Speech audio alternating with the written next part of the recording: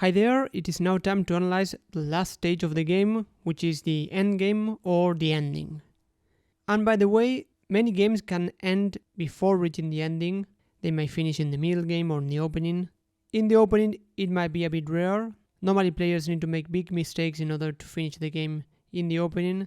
But in the middle game we can have many games that can finish. But sometimes pieces get traded and we reach these positions on which we have few pieces on the board. And we reach this stage of the game, which is very important to know about.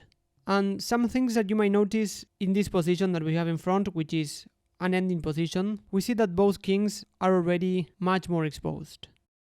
And this is very common because whenever we have fewer pieces on the board, kings have much less risk of getting checkmated.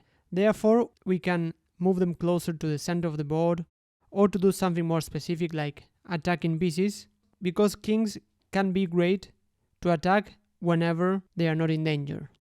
So we see that black here has this king on f7, white has this king on g3, but since each side has a rook and a bishop or a rook and a knight, giving checkmate with those pieces is much harder. So here activating the king might be a good idea. And although endings can be quite complex, there are two things that you will have to focus on whenever you have pawns on the board, which is attacking pawns or creating pass pawns. So these two things are very common whenever you play endings. What's a pass pawn? A pass pawn is a pawn that can advance without being stopped by an enemy pawn. So in this position so far, we don't have any pass pawn. For example, this pawn, this b pawn, if it wants to advance, it might be stopped by this pawn a3 because this pawn could capture the b pawn. And the main point about having pass pawns is that they can advance more easily and they can promote. And remember that when we have a pawn reaching the last rank, it can become a queen, a rook, a bishop or knight, so it can gain a lot of value. So with this idea in mind, here black played the move b5, which might seem like a strange move, but one of the ideas is to play the move a5 and then b4, and after the trade, create a pass pawn. And if this pawn manages to reach the b1 square, then we can promote it to a queen and have a very large material advantage and attack white's king. And here white, who is defending, white is a pawn down, played actively, which is correct. Try to attack this pawn f6, so this is another important idea, attacking pawns. And black also tried to counter-attack here and play the move rook to c5. So attacking the knight. And here there's a tactical idea, which is that if we take the pawn, then here black has this very nice move king to e7, which would be a fork. We attack the rook and the knight, and black is going to win material. That's why white played the move knight to b4, and here black now changed his plan a little bit, because now we see that the bishop is being attacked, played the move rook to g5, didn't move the bishop, played rook to g5, giving a check, and after king to f4, black took another pawn, and white correctly is trying to do something himself and played rook to a6, trying to attack these pawns. And here black played the move h5, which might look like a strange move. It's a deep move, but we'll understand it a bit later. This pawn on a7 was lost anyway, so white took it. And here comes an important note. As I said, we normally want to have an active king in the ending. As opposed to the middle game or the opening, here the king plays an important role. And black here played the move king to g6. King to e6 might also be an idea, but here white can continue giving checks, for example. That's why king to g6 is cleaner. But the main point is that we don't want to bring the king here to the 8th rank, because here the king would be cut by the rook and it wouldn't do anything useful. Whereas bringing the king to the 6th or the 5th rank might help either attack pawns or even support its own pawns. So remember this idea, unless you fall under attack, in the ending it is normally great to activate the king. And by the way, after all these exchanges, now black has this pawn f6, which is a pass pawn because it can advance without being captured by any of white's pawns. But so far white is having this active king, trying to stop it. That's why black tried to attack more pawns. After knight to d3, bishop to f1, king to f3, we got a trade. Rook to g2, So we see how now black is attacking a pawn, white does the same. So we see this is very common in endings to attack pawns in order to create passed pawns.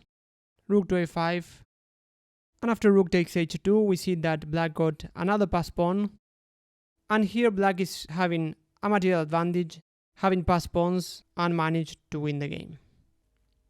And passed pawns, particularly when they are hard to stop, can be so powerful that in endings we may even sacrifice material in order to create them.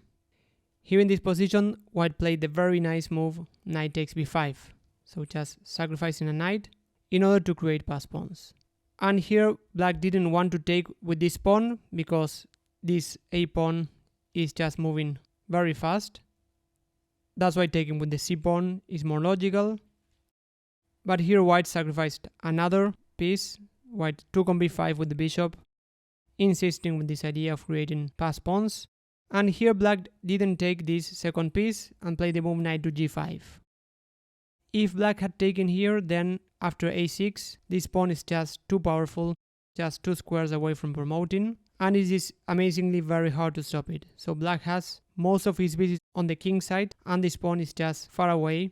For example, here after knight to e6, planning to come to c7 and to control the square. Here white can play the move bishop to b6 and prevent this idea. And after that we can play a7 and a8, and we will promote to a queen because it is the stronger piece to promote. But after knight to g5, here white took on a6, and we even have this position on which white gave a piece for 3 pawns, so materially we are roughly even. And these 3 pawns, they are connected and they are passed pawns, so we have connected passed pawns that can be particularly dangerous. If one passed pawn can be dangerous, then 2 or more can be even more dangerous.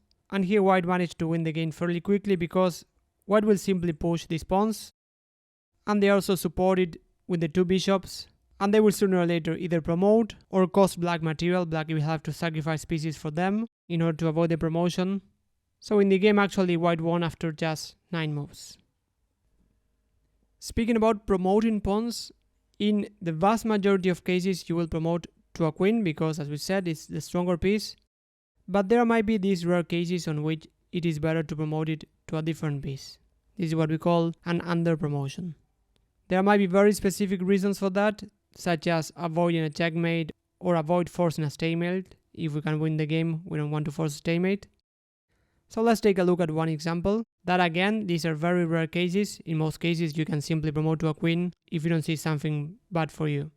But here in this position, promoting to a queen would actually be bad because we see that black is also very close to promotion, and after promoting, black will give a check. In fact, after promoting the pawn to a queen, it is a checkmate because these 2 squares are covered by the knight. So this would be a very bad move for white. That's why instead white found this very nice move and promoted to a knight, and we give a check. So black is not in time to promote and give a checkmate. And here the king only has one move, so the king went to e7, and now white started giving some checks. So now white has to stop this promotion. If it's black to play, black will simply promote and win the game. But white found these very precise moves in order to stop this promotion. After rook to e8, king to d6 is again the only move. Knight to f7, and we see how these rook and knights, they combine very well to give checks. Black played king to c7 and even resigned after making this move. This is a bit strange. Sometimes players, they resign after making a move. Normally they resign before making a move. But here the idea is that white will be able to stop this pawn by playing the move rook to c8. So we give a check, and the king cannot go to any of these 2 squares because they are controlled by the knight.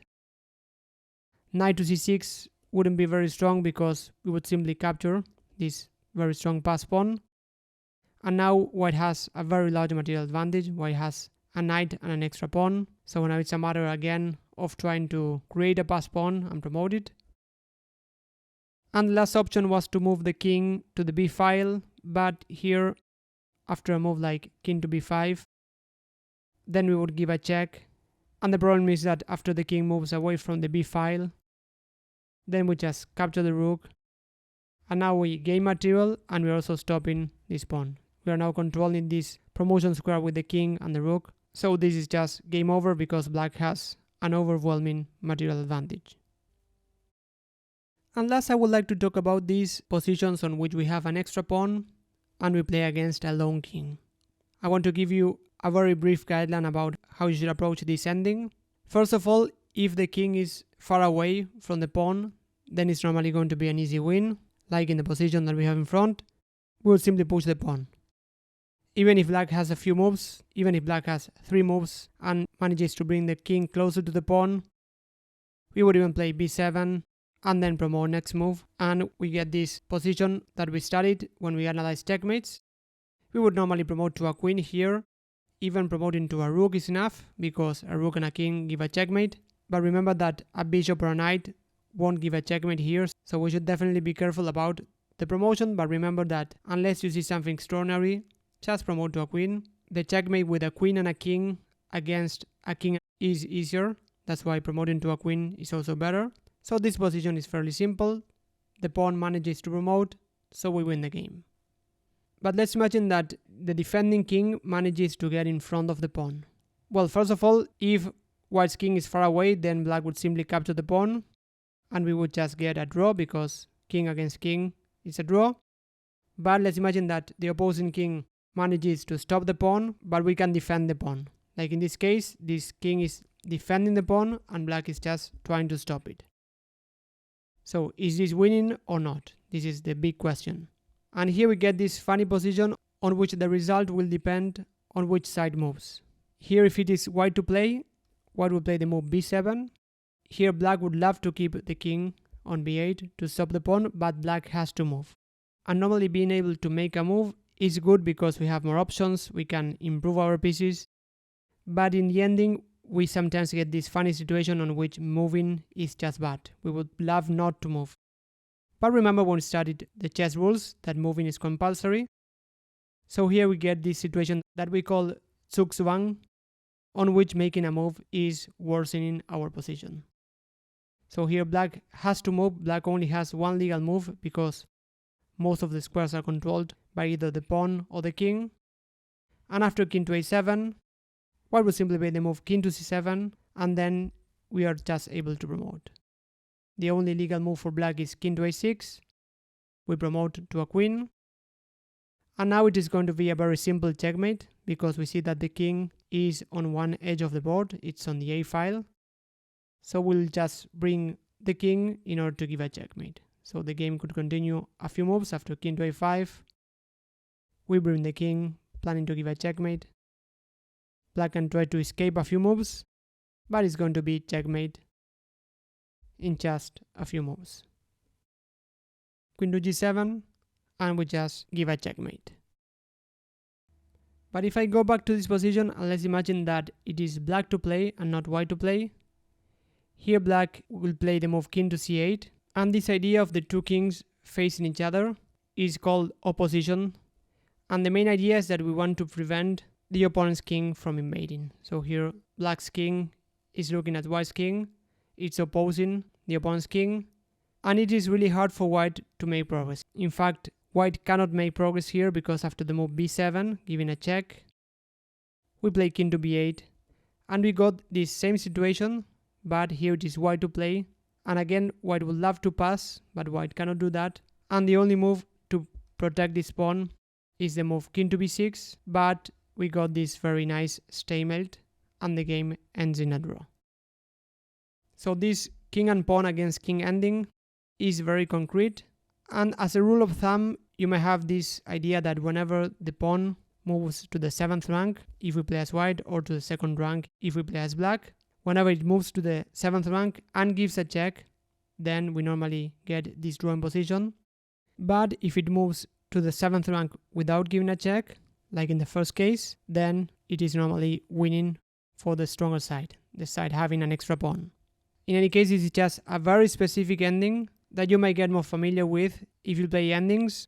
But the key takeaways that I want you to take about endings is that whenever you play these positions, kings normally tend to participate in the game a lot more. And remember to focus your attention on either capturing your opponent's pawns or on creating pass pawns in order to promote them.